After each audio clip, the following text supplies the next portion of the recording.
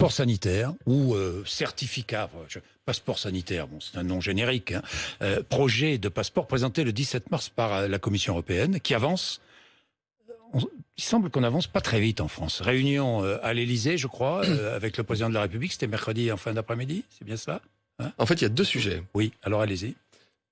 Il y a deux sujets. Il y a le sujet européen qui est la circulation d'un État à l'autre Oui. en fonction de son statut vaccinal, qui s'apparente plus à une notion de passeport. Et la question de l'accessibilité des lieux qui sont aujourd'hui fermés, lieux culturels, sportifs et autres, lorsqu'ils seront rouverts pour des publics en fonction de données sanitaires, vaccinales ou autres. Ce sont deux sujets. Je vais vous dire ma conviction profonde.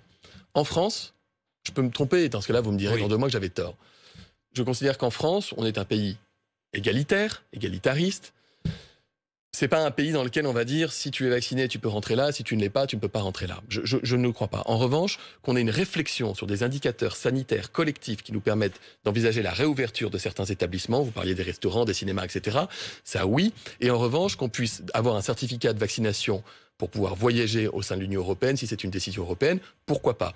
Ce que je veux vous dire, c'est que nous travaillons toutes ces questions, parce qu'il y a des enjeux éthiques, il y a des enjeux juridiques, il y a des enjeux sanitaires, il y a des enjeux numériques qui sont importants. Bien sûr. Et donc, tout cela s'anticipe, Jean-Jacques Bourdin. Donc, croyez-moi, nous sommes dans l'anticipation et nous y travaillons. Ce n'est pas un sujet pour aujourd'hui. Ce n'est pas un sujet pour dans 1 mois. Ça peut être un sujet, avant l'été. pourquoi pas pour avant l'été. Mais je le dis, je ne crois pas que le scénario le plus probable soit un scénario en fonction duquel, selon qu'on soit vacciné ou non, on puisse rentrer dans tel ou tel lieu. Pas en France, je ne le crois pas. Peut-être que je me trompe, je ne veux pas préempter le débat. Ce débat est légitime. Nous solliciterons des experts pour nous accompagner.